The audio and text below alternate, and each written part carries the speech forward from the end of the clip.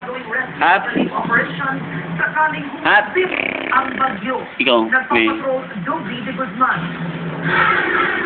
Pasado alas 3 ng hapon kanina, bumuhos ang malakas na ulan sa ping, ping, ping. Kaya takot ang mga nakatira sa mga bahay lugar, lalo ngayong may paparating na bagyo.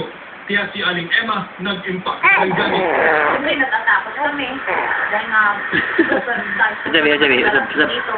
Nakatira kasi si Aling Emma sa Camp Lagun na lumubog sa baha ng bagyong Pepe. Kahapon, bumisita doon ang mga daibang eksperto at inalang hirap masolusyonan ngayon ang pagbaha sa lugar. This is not just an issue of making sure that No. it's an issue about solid waste management.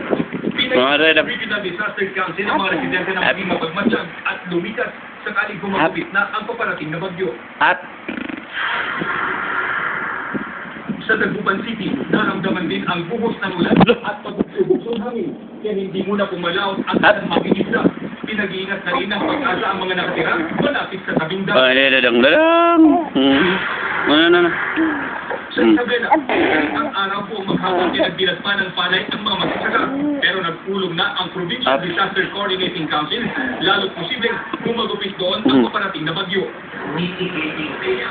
In civilian, we call it preparation. So we will anticipate yung ating pagkukulang ng mga nakaraang bagyo.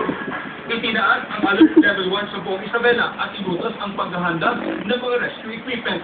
Naghanda na rin ng mga rescue ang lokal na pamahalaan. Joey de Guzman, Panginoon ng Pilipino.